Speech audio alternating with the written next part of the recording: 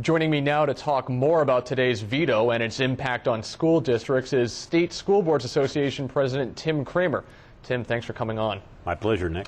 So today Governor Cuomo vetoed a bill that would have allowed school districts to borrow more than $1 billion in order to pay for pensions, and they would have to pay that money back with interest. This was something that kind of went by in classic Albany fashion, wherein we weren't really aware of it. It was hotly debated in the legislature, but we weren't really aware of it until it went down. Now, was this a good move by the governor to veto this bill? Probably, but there's still a problem there. We were, I have to tell you, kind of ambivalent about this to begin with. It started out with the Big Four really being interested in this sort of thing, because they have the Big Four. We should say are Yonkers, Syracuse, Rochester, and Buffalo. Correct. Being the four largest school districts outside of New York City. Right. Huge pension obligations, big financial problems, already cutting budgets to the bone, laying a lot of people off. They're in dire straits, and they're looking for some help. So we are thinking, borrowing against your pension, not such a good idea. Other states have had some really bad experiences doing this. New York has really strong pension supports and integrity. And we said, you know, this is something we shouldn't, but we have members of my organization who said we want to have that option available. So we were kind of a qualified, first our official position was no position. But then when these members were telling us we really need that kind of an option, we were kind of telegraphing to the Division of Budget our limited support for this. This is a process that's known as amortization, which is a very difficult word to say sometimes, and it could also be a very difficult option, like you said, for some school districts and municipalities. I mean, was this kind of a last-ditch option for some districts in order to raise this revenue and keep their pension system solvent? Yeah, well, I don't know if it was a last-ditch effort to keep their pension system solvent. I think it was to borrow money. There is a separate amortization opportunity that's available to school districts that allows them to pay off their pension obligations over a period of time. That's a bill that was passed last year and signed into law by Governor Patterson, and only 6 school districts have taken advantage of that. This was to actually borrow money, probably to use for more operating purposes, okay, and pay it back over a 15-year period of time. But you were borrowing against your pension obligations. Right. So this was different than amortization. Our preference would be, let's do something about pension reform. Let's stabilize costs for school districts through pension reform. Let's allow for a reserve fund to be put in place for teachers' retirement system. Believe it or not, school districts can put money in reserve for their contributions to employee retirement systems, but they can't do it for teacher retirement systems. Often when you talk about pension reform in Albany, it means scaling back on pension benefits. I mean, I guess most lately it means scaling back on pension benefits. There was a Tier 6 proposal that the governor put out there, which kind of landed with a thud. Right. So, you know, when you talk about pension reform, usually unions are not going to go along with that. Is that something that, you know, say, NYSET has to kind of go along with before we can really talk about overhauling pensions? Well, they don't have that ultimate vote, but certainly they are very much have a vested interest in the outcome here. When we talk about pension reform, my organization supports the idea of having options available besides a defined benefit plan. The only thing available now to school employees is a defined benefit plan, and the employers have to contribute to that plan based on what the state tells them they must contribute. There's no checking out from that. We would like to have a defined contribution plan or a hybrid that would be available to for employees to choose from. If you had the defined contribution plan or the hybrid, that would stabilize the employer's costs. Who would want to go along with something like that? I mean, isn't that something that a lot of teachers and educators and people who work in that field would be kind of opposed to? You know, we haven't done the research on it, but I will tell you that all the SUNY and CUNY employees have that option available to them now. They can go into a defined benefit plan, or they can go through a defined contribution plan, and many of them take the defined contribution plan. For example, younger people who say, I'm not sure I'm going to devote the rest of my life, my career, to this school district, for example, may want to have the portability of a defined contribution plan where I'm going to get some benefits that I can take with me to another employer, another career. So we think that, and if you look at the teacher turnover rate, many teachers are leaving within 5 years of employment. They may like to have that portability to take it elsewhere. Sure, but when you get into that issue, then you get into the issue of, a less experienced teacher workforce, higher teacher turnover, which some districts would say, or some parents might even say, is not particularly good for their child's education. At what point do you strike a balance there, though? Well, that's right. I mean, that turnover exists now. About half of the teachers who start in the profession leave the profession within 5 years. Many people don't know that. So that turnover exists.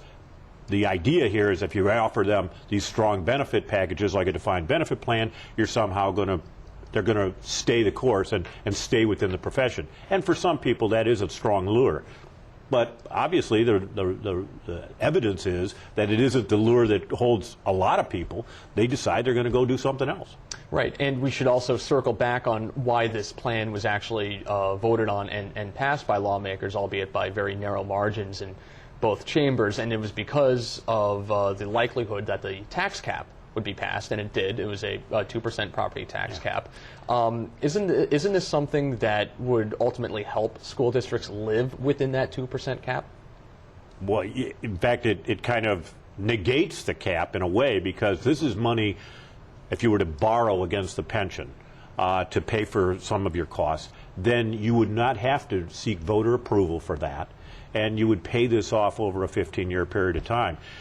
That's why some of the critics of this law, of this bill, including the governor, have said that this is a way to obviate the tax cap. I'm not going to allow for those kinds of things to chip away at what he believes is a tax cap that is rightfully in place, particularly when it was just passed. We're not going to start figuring out ways in which we can go around it right away. And we should say there is some wiggle room for pension growth. I believe 2.5%, 3% a year. 2%, yes. There's anything above 2 percentage points. For example, I think it is the teachers, it's the employees' retirement system. That's right. Yeah. That's going from like 8.6% to 11 point something percent.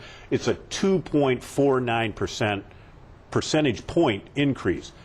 2 of that percent has to stay under the cap, but that 0.49%, that's exempt from the cap. Right. So given, and we talked a little bit about this yesterday actually, but given all the different moving parts of this tax cap, which takes effect for budgets that have to be voted on next year in school districts That's next correct. May, can districts live within this cap, and can districts in particularly low property wealth districts survive with only 2% being raised in levies? I'm really concerned about some of these districts. These districts that are highly dependent upon state aid, what we call high needs districts, and low property wealth. Very likely they won't be able to generate much revenue locally. I was at a rural schools conference recently where one of the people I was talking to told me that a 1% increase on their tax levy generated $20,000. Now, that kind of money, let's say it's 2%, $40,000. You say, well, you could maybe get a teacher's aid for that kind of money. And the fact of the matter is they're not hiring anybody for that kind of money. They're going to be slashing their budget. They're going to be laying people off. They're going to be shutting down programs. Fair enough. So ultimately, the cap, should it be altered? I mean, what should be done here? There's been talk about mandate relief, even lawmakers coming back before the end of the year to pass some sort of mandate relief plan.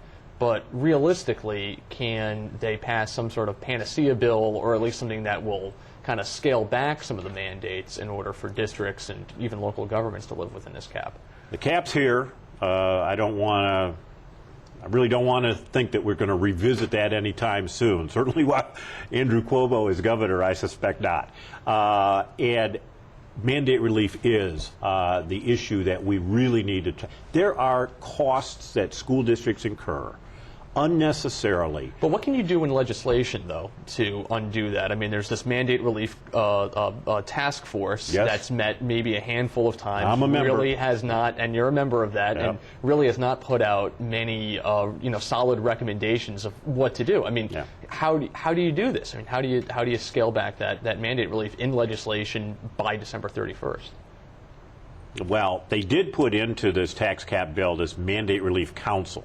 That yet to be determined who's going to sit on that council and exactly what they're going to do. But there is this recognition that mandate relief is kind of the next big issue up, and I'm hopeful that they go after some things such as health care, pension reform, things like 3020A, which is the tenured teacher and principal disciplinary requirements that are very expensive. We have things like last in, first out, which is the way in which we have to lay off people. The least senior people get laid off first. There's a whole bunch of things that are rules that force school districts to spend money that honestly do nothing to support student achievement. And we really need to find better ways to optimize the resources we've got and to create new and efficient ways to deliver programs and services that are good for kids. Right, it's certainly an issue that's going to be worth following and one that won't be ending anytime soon. So, Not for me. School Boards Association President Tim Kramer, thanks for coming on. Appreciate Thank you, it. Nick.